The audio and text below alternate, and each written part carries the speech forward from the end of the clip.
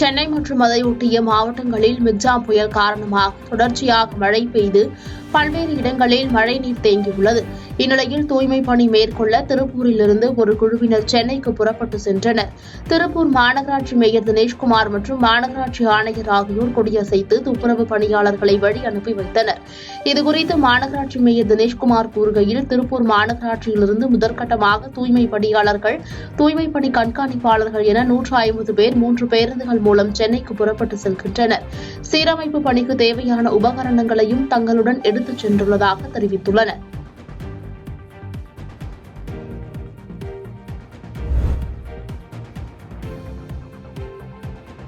Michaung புயல் காரணமாக நாகை துறைமுகத்தில் 2ஆம் எண் புயல் எச்சரிக்கை கூண்டு ஏற்றப்பட்டதை அடுத்து நாகை மாவட்ட மீனவர்கள் கடலுக்கு செல்ல மாவட்ட மீன்வளத்துறை தடை விதித்தது. அதனைத் தொடர்ந்து நாகை மாவட்டத்தைச் சேர்ந்த மீனவர்கள் கடந்த ஒரு வார காலமாக கடலுக்கு மீன்பிடிக்க செல்லாமல் இருந்தனர்.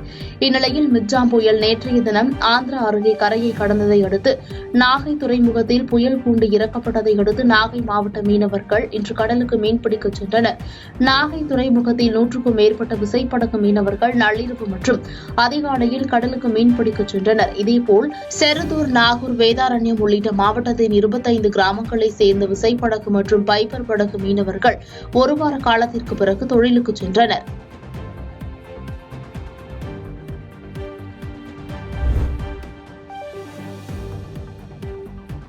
காஞ்சிபுரம் மாவட்டத்தில் உள்ள மிகப்பெரிய ஏரிகளில் ஒன்றான தென்னேரி ஏரி 5848 ஏக்கர் பரப்பளவில் பரந்து பிரிந்து 18.60 அடி ஆழத்துடன் 1107 கன அடி நீர் கொள்ளளவுடன் விளங்கி வருகிறது. இந்நிலையில் மிக்ஜாம் புயல் எதிரொலியாக ஏரி முழு கொள்ளளவான 18.60 அடியை விட அதிகமாக 19.5 அடியை எட்டியுள்ளது. இதன் காரணமாக ஏரியிலிருந்து 5 களக்கல்கள் வழியாக மழை வெள்ள உபரி நீர் வெளியேறி உள்ளாவூர், தெள்ளாளி கால்வாய் வழியாக பாலாற்றை அடைந்தது. தென்னேரி ஏரியின் கலங்குகளிலிருந்து வேகமாக வெளியேறும் மழை வெள்ள உபரி நீரில் ஆபத்தை உணராமல் சுற்றுவட்டார கிராம மக்கள் இறங்கி பார்வையிட்டு மகிழ்ச்சி அடைந்து வருகின்றனர்.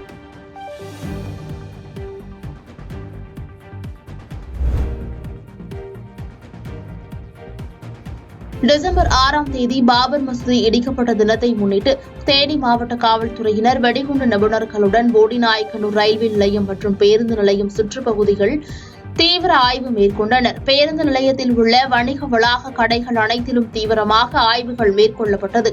மேலும் சாலையோரம் நிறுத்தி வைக்கப்பட்ட வாகனங்கள் மற்றும் கடைகளில் ஆய்வு மேற்கொண்டனர். தொடர்ந்து போடிநாயக்கனூர் ரயில் நிலையத்திலும் வெடிகுண்டு நிபுணர்கள் மற்றும் ரயில்வே போலீசார் தீவிர கண்காணிப்பு பணியில் ஈடுபட்டனர்.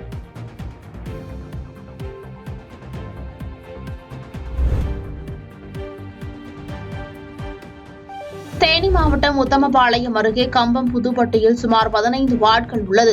14,000 மக்கள் குடியிருந்து வரும் சூழ்நிலையில் சுமார் ஒரு மாத காலமாக குடிநீர் வரவில்லை என அலுவலகத்தை முற்றுகையிட்டதால் பரபரப்பு நிலவி வருகிறது.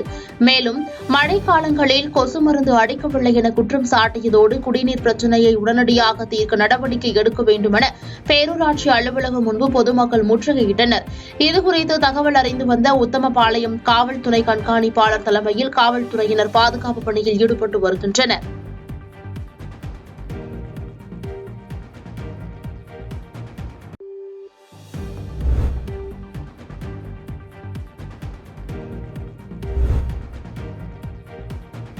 கார்த்திகை மாத தேய்பிறை அஷ்டமியான பைரவாஷ்டமியை முன்னிட்டு பைரவ சேத்திரமாக போற்றப்படும் மயிலாடுதுறை மாவட்டம் குத்தாலம் அருகே சேத்திரபாலபுரம் கிராமத்தில் காலபைரவர் கோவில் அமைந்துள்ளது. இந்த கோயிலில் ஒவ்வொரு அஷ்டமி அன்றும் சிறப்பு பூஜைகள் நடைபெறுவது வழக்கம். பைரவர் ஜெயந்தி திருநாளான கார்த்திகை மாத தேய்பிறை அஷ்டமி தினத்தை முன்னிட்டு சேத்திரபாலபுரம் கோயிலில் சிறப்பு யாகங்கள் நடைபெற்றன. தொடர்ந்து கடத்தில் வைத்து பூஜிக்கப்பட்ட புனித நீர் மற்றும் 16 வகையான திரவியங்களை கொண்டு காலபைரவருக்கு அபிஷேகம் நடைபெற்றது. மேலும் சிறப்பு அலங்காரத்தில் காட்சியளித்த காலபைரவருக்கு மகா தீப ஆராதனை காண்பிக்கப்பட்டது. இதில் திரளான பக்தர்கள் கலந்து கொண்டு சாமி தரிசனம் செய்தனர். பாதகம் செய்பவரை கண்டால் நாம் பயங்கொள்ளலாகாது பாப்பா, மோதி மிதித்து விடு பாப்பா, அவர் முகத்தில் உமிழ்ந்து விடு பாப்பா. அண்மை செய்திகளை உடனுக்குடன் தெரிந்து கொள்ள இணைந்திருங்கள் இயம்நாடு தொலைக்காட்சியுடன்.